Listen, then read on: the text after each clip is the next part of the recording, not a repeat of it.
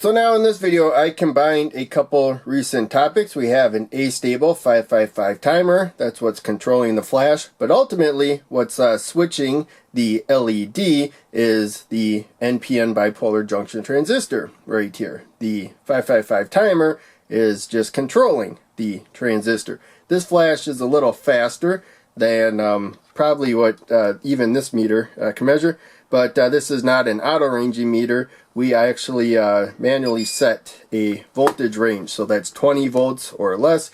You want to set it to a voltage higher than you can expect to measure. I'll move this up a little bit so that the lamp is not glaring on there. So I can pluck this while we're live. This is a 100 microfarad capacitor. That's what's on the schematic, so we'll see that. This is 470 microfarad. Of course, whenever you got a polarized capacitor, this side has to go towards the more negative side of the circuit.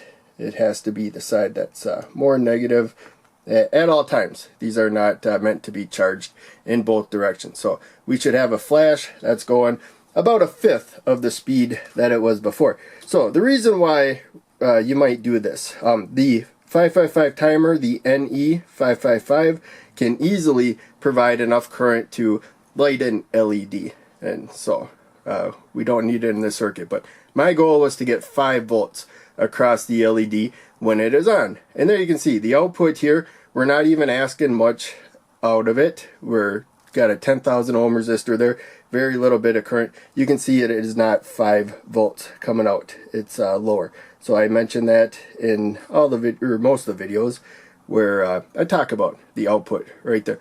And there we go. We don't have 5, but it's really close, like 4.88. And I don't know what's with that negative voltage. I think there's capacitive effect or something.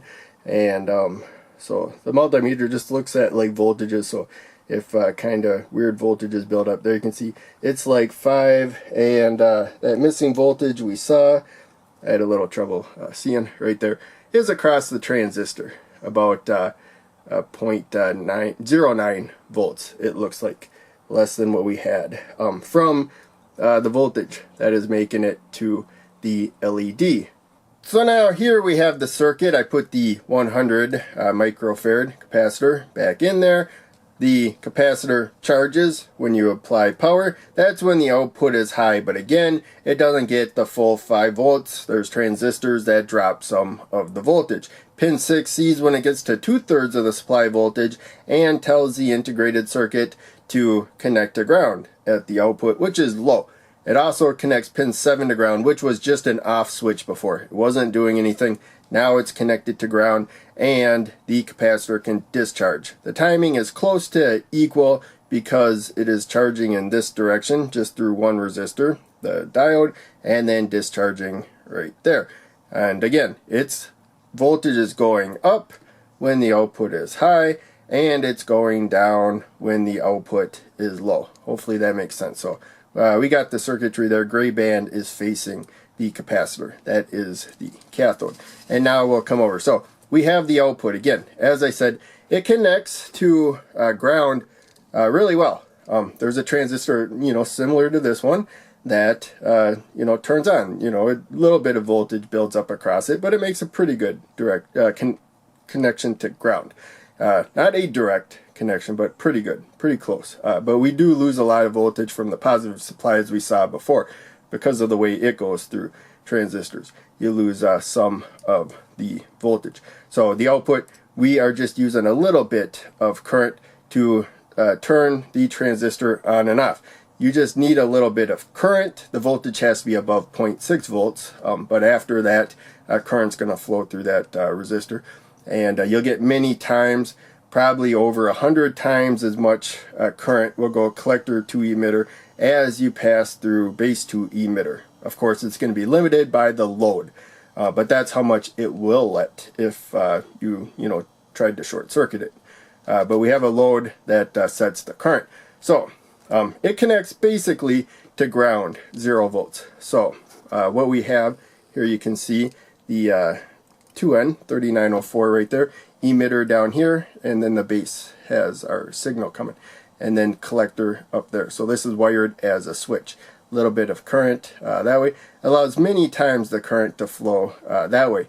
ultimately what it's doing, it's making almost a direct connection to ground right there across the LED. So we got like the 5 volts across the LED and resistor instead of about 3.5 volts with the voltage we are using.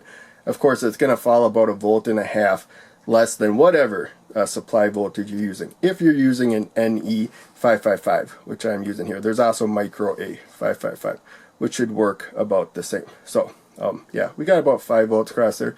220 ohm resistor is good to protect an LED from 5 volts. Now for the LED, it's probably going to be bright enough just with the 3.5 volts coming from the output.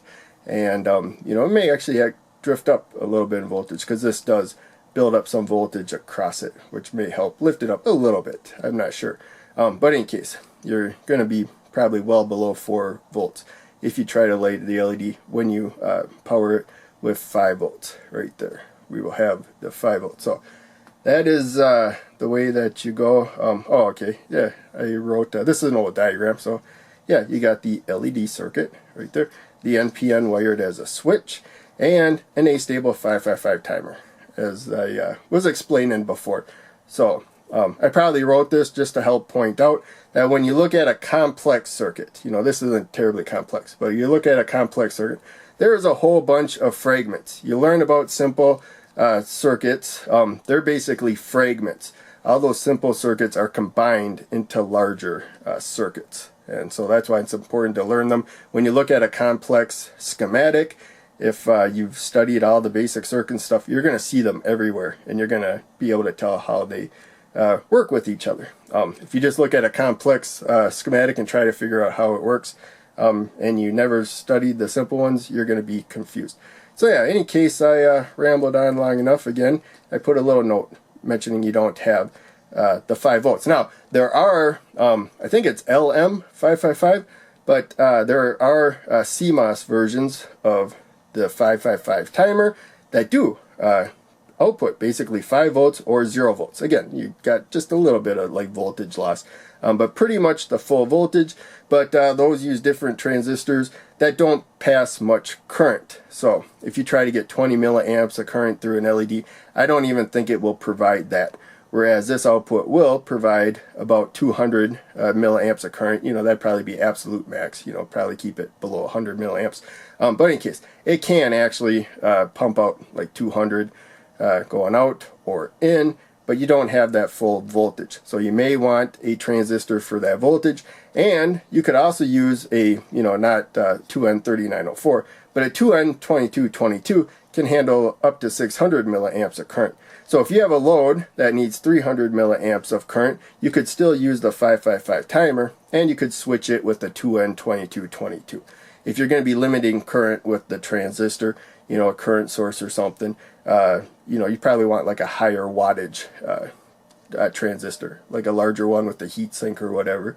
Because when the transistor is conducting fully, it doesn't really build up much heat. And when it's off, it doesn't build up any heat.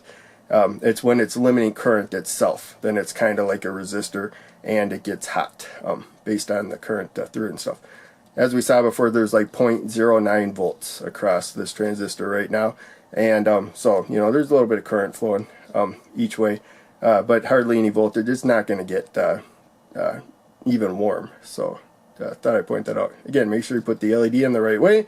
If you looks like you wired everything up properly, but you wired the transistor wrong or the LED wrong, it'd be easy for it not to work. Put the LED in backwards, it won't light up. So thought I'd mention that again, but that's really about it.